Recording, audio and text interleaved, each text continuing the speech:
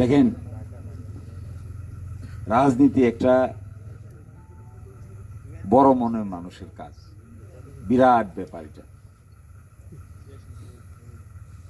প্রবাদ আছে না যে ছাগল দিয়ে তো আর হাল চাষ হয় না। আপনি যত ভালো ছাগলই কিনেন, রাম ছাগল, সাধারণ ছাগল, এটা দেখে হাল চাষ করা যাবে?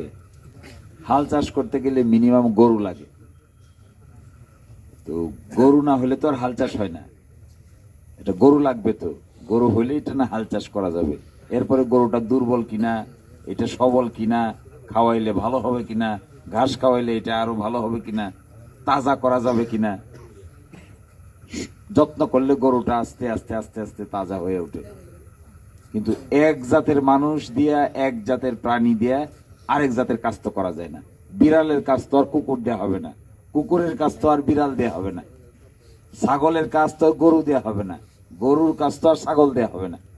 এটা খুবই স্বাভাবিক কথা। গ্রামে গঞ্জে দেখবেন আপনি যে খেতে ধান চাষ করেন, আমার বাড়িও, আমি ছোটবেলা ক্ষেতের আইলে আইলে অনেক ঘুরছি। তখন এরকম ছিল না, তখন আমরা গরু ছাড়ার হাল চাষের কোনো ব্যবস্থা ছিল না। এখন তো ট্রাক্টর, তারপরে মেশিনের মারাই, বোমা মেশিন, কত কিছু বাইর হয়েছে। আর তখন এগুলো কিছুই ছিল না। গরু ঘুরতে ঘুরতে ঘুরতে ঘুরতে, ধান মারাই করতে করতে, মাথা ঘুরতে ঘুরতে, যে ঘুরে তারও মাথা ঘুরে, গরুরও মাথা ঘুরতে। জানি না কি আপনারা এগুলো নিশ্চয়ই এগুলো সাক্ষী না, সবাই সাক্ষী। ঘুরতে ঘুরতে ঘুরতে ঘুরতে আমি দেখতাম যে লোক ঘুরে হেরেই মাথা ঘুরে। এক সময় আমি ছোটবেলা দেখছি সরিষা ভাঙায় না, সরিষার তেল, সরিষার তেল আছে এখনো। সরিষার তেল ঘুরতে ঘুরতে এক ফোঁটা এক ফোঁটা এক ফোঁটা করে বাইর হয়। এরপরে আর মানুষ পারে না, ঘোড়ার উপরে চাপাই দিয়ে ঘোড়ার চোখ বাইন্ধে দেয়। ঘোড়ার চোখ বাইন্ধে দিলে ঘোড়া ঘুরতে ঘুরতে ঘুরতে ঘুরতে সারাদিন ঘুরে হাফ লিটার সরিষার তেল, আধা কেজি সরিষার তেল। এখন মেশিনে দিলে একদিকে দেয়, আরেকদিকে সরিষার তেল বাইর হয়ে যায়। এই জন্য দেখবেন যে বিভিন্ন জিনিসের বিভিন্ন কাজ। আসলে যিনি কৃষি কাজ করেন, এটাও একটা অন্য ধরনের কাজ। যিনি চাকরি করেন, এটা তার একটা কাজ। যিনি স্কুলে পড়ান, মাস্টার, তার একটা কাজ। যে ছাত্র, তার একটা কাজ। এখন প্রশ্নটা হলো, আমরা যে আপনাদের সঙ্গে সময় কাটাতে চাই, এই সময় কাটানোর মূল উদ্দেশ্যটা কি? মূল উদ্দেশ্য হলো পারস্পরিক একটা সহযোগিতা প্রয়োজন। পারস্পরিক সহযোগিতা ছাড়া বড় কাজ করা যায় না। একা বেশি দূর পথ চলা যায় না। কত আর চলবো? ওই যে ছোটবেলায় প্রবাদ পড়ছেন না, যেটা 10-এর লাঠি, এটা হলো 1-এর বোঝা। এই একটা একটা করে লাঠি নিলে, এই 10টা লাঠি একজনের গাড়ি দিলে এনে আর হাঁটতে পারবেন? এটা সম্ভব না। মিথ্যা আশ্বাসের নাম রাজনীতি না। আমি এই করে দিব, আমি আপনার এই করে দিব, জীবনযাত্রার মান পরিবর্তন করে দিব। যে যায় লঙ্কা, সে হয় শেষ পর্যন্ত রাবণ। দেখেন না, লঙ্কা যাওয়ার পর রাবণ হয়ে যায়। এই করে দিব, ওই করে দিব, তারপরে পাশ হয়ে যাওয়ার পরে তো কিছুই হয় না। তাহলে লঙ্কা যাওয়ার পরে তো রাবণ হয়ে গেছে, আর কিছু করতে পারতেছে না তো। এই জন্য আমি আসছি আপনাদের সাথে এক ধরনের আলাপ আলোচনা করতে, গরম বক্তৃতা দিতে না। আলাপ আলোচনাটা কি? পরস্পরকে সহযোগিতা করার আলাপ। আপনার এই যে সুজনের ভাই বলে গেছেন না, আমরা কিন্তু এখনো জানি না যে একটা সাব রেজিস্ট্রার অফিসে গেলে আমার কাছ থেকে যে টাকা নিয়ে নেয়, বাড়তি টাকাটা, এই বাড়তি টাকাটা যেন না নেয়, এই জন্য আমার কি করণীয়? আমি ভয়ে ডরে কেমন করে মোহরিরা টাকাটা দিয়ে খালি বাইরে আসতে পারলি হয় রেজিস্ট্রেশনের কাজ শেষ করে। আমি কিন্তু আর প্রতিবাদ করি না, আমি কিন্তু আর বলি না যে আমাদের স্টাম্পের দাম কত, এত টাকা, সরকারি ফি কত, এত টাকা, তাহলে এর বাড়তি টাকাটা কই যায়? আমরা বলতে পারি না তো, বলেন? খুব খুশি, কারণ এই রেজিস্ট্রেশনের টাকাটা দেয় কে? যে জমি কিনে সে দেয়, না জমি বিক্রি করে যে সে দেয়? রেজিস্ট্রেশনের খরচটা বহন করে কে? যে কিনে হে ধন দৌলত বেশি না কম? বেশি। তার কাছে 5,000 টাকা কোনো টাকা? 10,000 টাকা কোনো টাকা? সে যদি 50 লাখ টাকার জমি কিনে, তাহলে সাব রেজিস্ট্রারকে 50,000 টাকা দিয়ে সে খুশি হয়ে যায় যে এই কাজটা স্যার কাজটা করে দিয়েছি। আসলে তো সাব রেজিস্ট্রার 1 টাকাও নেওয়ার কথা না। 1 টাকা নেওয়ার কথা, 1 পয়সা তো নেওয়ার কথা না। সরকারি ফি নেওয়ার কথা, আর ওখানে রেভিনিউ আকারে স্টাম্প কেনার জন্য যে কয় টাকা লাগে, এই কয় টাকা নেওয়ার কথা, বাকিটা তো নেওয়ার কথা না। সরাসরি যায় না তো, ব্যাংকও যায়। হ্যাঁ, সরাসরি ব্যাংকও যায়। তাইলে এখন এটার জন্য এই কাজটা করে দেয় কে? মোহরি? আপনারা কে করে দেয়? দলিল লেখক? দলিল লেখক আছে না, মোহরি। দেখবেন সাব রেজিস্ট্রারের অফিসের উল্টা দিকে কতগুলো দোকান হয়েছে না, এই দোকানের মধ্যে এক একজন মোহরি বসে, দোকান সাজাইয়া ফটো স্টেট মেশিন টেশিন নিয়ে বসছে। তার কাজ কি? দলিল লিখে দিবে, তারপরে সাব রেজিস্ট্রারের সাথে দর কষাকষি করে সে টাকা নেয়। আমিও পড়ছিলাম এরকম এক সমস্যায়। আমি একটা পাওয়ার রেজিস্ট্রি করতে আসছিলাম, আমার আব্বা আমেরিকায় থাকে, আমেরিকা থেকে আমার একটা পাওয়ার দেয় না, পাওয়ারও ভেটনি, তা আমার জমি জমা গুলো পাওয়ার দিছে যেন আমি বিক্রি করতে পারি বা কিছু একটা করতে পারি। তো আমার একটা পাওয়ার দিছে, পাওয়ারটা রেজিস্ট্রেশন করার জন্য আমি দিলাই সাব রেজিস্ট্রার অফিসে আসছি। তা আমারে বলছে 11টার সময় আসলে সাব রেজিস্ট্রার এটা করে দিবে। আমি আইসা 9টার সময় বসে রয়েছি, ঢাকা থেকে আইসা। তো 9টা বাজে, 10টা বাজে, 11টা বাজে, 12টা বাজে, 1টা বাজে, এখনো জিজ্ঞাসা করলাম আচ্ছা ভাই এখনো তো আসে নাই। তো কয় যে স্যার আসতেছে, স্যার রওনা দিছে, রাস্তায় আছে। 1টা বাজে যে এতক্ষণ কি করে বসে থাকবো? বলছে স্যার আসতেছে। শেষ পর্যন্ত মনে হয় আমার এভাবে চিনে নাই আর কি, না চিনে শেষ পর্যন্ত আমার বলতেছে যে এইটা তো কিছু ঝামেলা আছে, তো কিছু টাকা না দিলে বলে হবে না।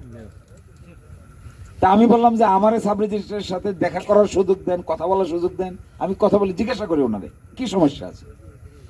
তা আমি ভিতরে গেলাম, সাব রেজিস্ট্রার চেহারা দেখে আসে একটা লাভ মারিয়া, মানে চেয়ার থেকে লাভ মারে উঠছে, একেবারে চমকে উঠছে।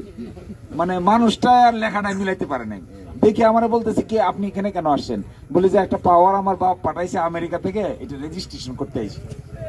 কয় মোহরিরে কয় এটা 5 মিনিটের ভিতরে করে দাও। এবং আমি বইয়ে রইলাম, কোনো টাকা পয়সা কিছুই লাগলো না, 7 মিনিটের ভিতরে আমার পাওয়ার রেজিস্টার হয়ে গেছে।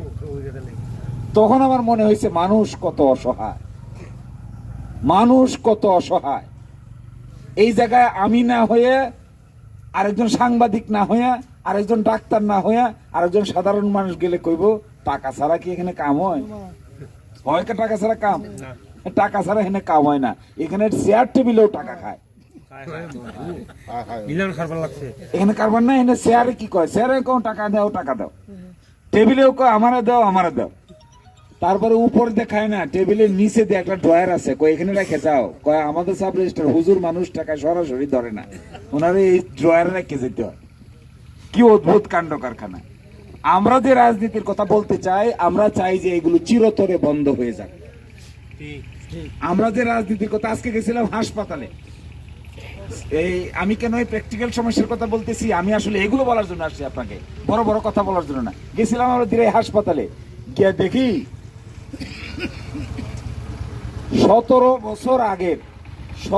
বছর আগের এক্সরে মেশিন এইভাবেই পড়ে রয়েছে। এক্সরে মেশিন দিয়ে এক্সরে হয় না, তেলা পোকা আর মাকড়সার জাল বাঁধছে।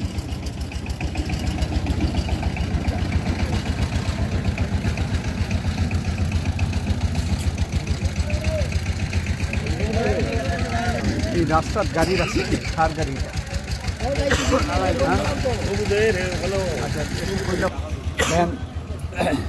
দিরাই একটা এত বড় হাসপাতাল আছে না, সাব রেজিস্ট্রার অফিস পার হয়ে গেলে হাসপাতালটা না, কিন্তু আপনি গিয়ে দেখবেন এই হাসপাতালে আপনি কি সার্ভিস পাবেন, কি সার্ভিস পাবেন? ধরেন একজন গর্ভবতী নারী, তার প্রসব বেদনা উঠছে, করিমপুর থেকে তারে দিরাই নিয়ে যাইতেছেন। এই যে রাস্তা দিয়ে আসলাম, এই রাস্তা দিয়ে মোটর সাইকেলে নিতে নিতে, রাস্তার জাকনিতে তার গর্ভপাত হয়ে যাবে, হবে না? এই যন্ত্রণা এই মহিলা সহ্য করতে পারবে? পারবে না তো। এটা এই রাস্তা দিয়ে আমি একজন মানুষ, আমি মোটর সাইকেলের পিছনে বয়ে আসতে আসতে এখন আমার পিঠ ব্যথা করতেছে। তো এখানে নিয়ে তারপরে হাসপাতালে নিবেন, হাসপাতালে কোনো অপারেশনের সিস্টেম নাই, সিজারের কোনো মেকানিজম আছে? অল্প কয়দিন ছিল, যিনি এটা সিজার করতেন উনি এখন বদলি হয়ে অন্য জায়গায় গেছেন। তো এখন যে মহিলা ডাক্তার আমাকে বলছেন যে আমাদের এখানে ওটি আছে, কিন্তু ওটি অপারেশন হয় না। তাই ওটি কেন? ওটি আছে মানে একটা রুম আছে, রুমের ভিতরে মানুষ নাই, ফাংশন করে না। তাহলে এই গর্ভবতী নারীর কি হবে? এই গর্ভবতী নারীর যদি কোনো ধরনের জটিলতা তৈরি হয়, হয় না? জটিলতা তৈরি হয়। আগে তো মানুষের গ্রামের ভিতরেই ধাত্রী ছিল, গ্রামের ভিতরেই বাচ্চার জন্ম হইতো। এখন তো হাসপাতালে যায়, নিয়ে যাইতে হয়। যদি নর্মালি বাচ্চা না হয় তাহলে সিজার করতে হবে। কিভাবে করবে, কোথায় করবে? সুনামগঞ্জে নিয়ে যাও, সিলেটে নিয়ে যাও, রাস্তায় যদি মারা যায়। আশ্চর্য ব্যাপার। শাল্লা থানার এক গ্রাম থেকে এরকম এক গর্ভবতী নারীরে কোনো রাস্তাঘাট না পেয়ে সিলেট নিতে রাস্তায় বাচ্চাও মারা গেছে, মাও মারা গেছে। এখন তাহলে রাজনীতি কি? এখন রাজনীতি হইল এই সমস্ত ঘটনার উন্নয়ন ঘটানোর নাম। রাজনীতি মানে ওই হাওর রক্ষা বাদ ভাগাভাগি করার নাম তো রাজনীতি না, এটা তো চুরি। এই যে হাওর রক্ষার বাদ এদিকে যাবে না ওইদিকে যাবে, 2 লাখ টাকা 5 লাখ টাকা আগে আগে চান্দা নেয়, এটা আবার আগে নিজেরা ভাগ করে আবার যার কাছ থেকে নেয় এর কাছ থেকে আবার 1 ভাগ রাখে আর 1 ভাগ দেয়। এটা কি রাজনীতি না চুরি? এটা একেবারে স্রেফ চোরের কাজ, একেবারে 100% চোরের কাজ। এটা একটু ভদ্রলোকের চুরি। এই চোর আবার সুন্দর করে জামা কাপড় কোট টোট পরে আমার আপনার সামান দিয়ে এমন করে হাঁটে যে হ্যাঁ নিজেই ম্যাজিস্ট্রেট হয়ে গেছে। আর বেসিক্যালি হি ইজ এ চোর। বাংলা ভাষায় বললে কি বলবেন? আর এগে কয় কয় কু, আর আমরা কি বলি কয় খুব ডাক সেটে পাওয়ারফুল নেতা। ডাক সেটে পাওয়ারফুল নেতার কাম কি করে? চুরি। আপনার বাড়ি থেকে যখন গরু চুরি করে নিয়ে যায়, গরু চুরি মারছেন না? এরকম জীবনে হয়েছে না? আমি জানি না পারছেন কিনা। আমরা এখানে জানপুর আছে, জানপুরের নাম শুনছেন? উজানগাঁও আছে। আমার বাড়ি তো দৌলতপুর পাশে একটা চোরের গ্রাম ছিল, নাম ছিল উজানগাঁও। আর একটা ছিল শিকাডুগি বল্লভপুর, আর ওইদিকে ছিল নারকিলা। এদের নাম শুনছেন এগুলা? এই সমস্ত জায়গায় গরু চুরি করে নিলে, গরু বাইর করে নিয়ে চুরের আচ্ছা তাহলে পিঠা দিত মানুষ। আচ্ছা হে পেটের তাড়নায় গরু নিয়ে পলাইছে। এই লোক কিসের তাড়নায় হাওর রক্ষা বাদ মেরে দিছে? এর কি এত ছুটকুট করে সুন্দর করে বাবু সাজিয়ে হাঁটে। আবার গিয়ে দেখেন তো তার সাথে দেখা করতে গেলে আপনাদের কয়েক ঘন্টা লাইন ধরে দাঁড়ায় থাকতে হবে। লাইন ধরে দাঁড়ায় কার সাথে দেখা করতে যাইতেছেন? বেসিক্যালি যাইতেছেন একটা চোরের সাথে দেখা করতে। তাকে কখনো ভাবছেন, কখনো চিন্তা করে দেখছেন যে আপনি একটা চোরের সঙ্গে দেখা করার জন্য 3 ঘন্টা অপেক্ষা করতেছেন? আচ্ছা কোন এই চোরের মর্যাদার চাইতে আমি আপনার এই সারাদিন কষ্ট করে রাতে 1 পেট ভাত খেয়ে ঘুমানোটা ওই চোরের অট্টালিকার জীবনের চাইতে অনেক সম্মানের। ওই দিরাইয়ের ডাক বাংলোতে বসে এসি রুমের ভিতরে বসে চুরির পরিকল্পনা করার চাইতে এই হাওরের 2 বিঘা জমি করে 40 মণ ধান পেয়ে রাতে বউ বাচ্চা নিয়ে আরাম করে খায়া ঘুমানোটা অনেক বেশি সম্মানের এবং মর্যাদা। আমি আপনাদের এই রাজনীতির কথা বলতে আসছি। যদি এই রাজনীতিতে আপনারা আমাদের সাহায্য করেন, আমরা আপনাদেরকে সাহায্য করি, তাহলে এই চুরি, এই ডাকাতি, এই পেটের ভিতরের মহিলার বাচ্চা প্রসব হয়ে যায় রাস্তায়, এইগুলোকে আমরা আস্তে আস্তে চিরতরে বন্ধ করবো ইনশাআল্লাহ। এইটার জন্য, এই কাজের জন্য সহযোগিতা ছাড়া পারা যাবে না। একক কোনো ব্যক্তি এটা পারবে না। এই কথা বললেও হবে না, মিথ্যা হবে, মিথ্যা আশ্বাস হবে। আমি একটা মিথ্যুক হব, আমি একটা অন্যায়কারী হব, এই মিথ্যা আশ্বাস যদি আমি আপনাদের দিই। কিন্তু যদি আপনি সহযোগিতা করেন, পিছনের লোকেরা সহযোগিতা করে, এই সুজনের ভাই আছে তারা সহযোগিতা করে, সকলে মিলে শক্ত হাতে ধরেন, তাহলে চুরিও পালাবে, উন্নয়নও ঘটবে। ঠিক সঠিক। চুরি যদি কমাইতে না পারেন, সরকার বরাদ্দ দেয় না ভাই হাওর রক্ষা বাদে? দেয় তো, হয় না কেন? প্রতি বছরই যায় কেন? বন্টন এই বন্টন হয়ে কারবার করে ওই বন্টন হয়ে দিরাই বাড়ি মানায় ফেলে। বান দেওয়ার কথা ছিল হাওরে, বানায় ফেলছে এইটা দিয়ে বাড়ির টয়লেট। বান দেওয়ার কথা ছিল হাওরে, এই টাকা নিজের টাকা মনে করিয়া পকেটে রাখিয়া এইটা দিয়ে বানায় ফেলছে নিজের ঘরের টাইলস লাগাইছে। কি অদ্ভুত কাণ্ড কারখানা। আমার মনে হয় সময় আসছে, বাংলাদেশের সময় আসছে, রাজনীতি যারা করবে তাদের মাঝে এরকম স্বচ্ছতা, জবাবদিহিতা, ন্যায়পরায়ণতা, সততা এগুলো দেখে আমাদেরকে একটা বুদ্ধি করে জনগণকেও এটার পক্ষে বিপক্ষে দাঁড়াইতে হবে। এটা জনগণের কাজ। আপনারা যে বলছেন আপনারা ভালো লোক, আপনারা নির্বিবাদী লোক, আপনারা কেউ কারোর সাথে গোলমাল করেন না, আপনাদের গ্রামে কোনো মামলা নাই, একের সাথে অন্য কোনো বিবাদ নাই, জমি নিয়ে মারামারি নাই, এতটুকু বসে থাকলে এই পরিবেশ থেকে মুক্তি পাওয়া যাবে না। এই পরিবেশ থেকে মুক্তি পেতে গেলে এই অন্যায়কারীদের বিরুদ্ধে, এই অসৎ লোকের বিরুদ্ধে, এই দুর্নীতিপরায়ণ লোকের বিরুদ্ধে, এই মারামারি হানাহানির বিরুদ্ধে বলতে হবে যে এই মারামারি হানাহানি অন্যায়কারী অসৎ লোককে আমরা আর সাপোর্ট দিব না। এইটাই হবে মূল রাজনীতির কেন্দ্রবিন্দু। আর এখানে ধর্ম বর্ণ নাই, কে হিন্দু কে মুসলমান। আরে বাবা, সততার সাথে ধর্মের বিভেদ আছে নাকি? কোন পৃথিবীর কোন ধর্মে মানুষকে অসৎ হইতে শেখায়? কোনো ধর্মেই না। কোন ধর্ম আছে যে কয় অসৎ হোক? কোন ধর্ম আছে যে ধর্মে মানুষকে সৎ হইতে শেখায় না? তাহলে সততার ক্ষেত্রে আমি আপনি দাসই হন আর আমি মোহাম্মদই হই, আপনি রায়ই হন আর আরেকজন চৌধুরী হোক, আপনি তালুকদারই হন আর আমি খেটে খাওয়া মানুষই হই, সততার ক্ষেত্রে আমার আপনার মধ্যে কোনো পার্থক্য নেই। ঠিক। যিনি সৎ লোক তার কলিজা বড় হয়, আর অসৎ লোকের কলিজা দুর্বল হয়। সঠিক। অসৎ লোক কালে ওই যে চোরের মন পুলিশ পুলিশ করে না, চোরের মন হলো পুলিশ পুলিশ। করে উনি বলছে যে চোরের মন হরতরত করে, ভিত্তি থাকে দুর্বল। দেখতে থাকি।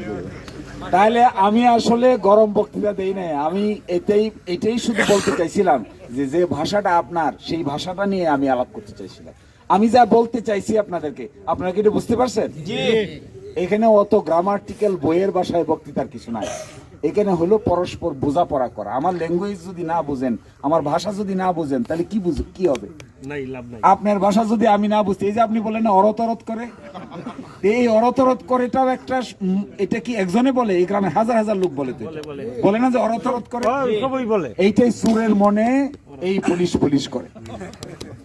তো আমরা আসছি এখানে এই চোরদের বিরুদ্ধে অবস্থান নিতে। আপনারা, আমি কিন্তু কথা শেষ করে দিচ্ছি এই কথা বলেই, আমি আপনাদেরকে কোনো কষ্ট দিতে, কোনো ধরনের বড় বড় রাজনৈতিক বলি দেওয়ার জন্য আসি নাই। আমরা আসছি আমরা মিলে কাঁধে কাঁধ মিলে পাশাপাশি থেকে সত্যের পক্ষে মিথ্যার বিরুদ্ধে, সততার পক্ষে দুর্নীতির বিরুদ্ধে আমরা অবস্থান নিব। পারবেন আপনারা? সাহায্য করবেন আমাদের?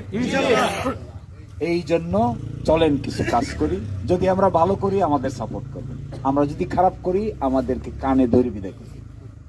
সবাইকে অসংখ্য ধন্যবাদ।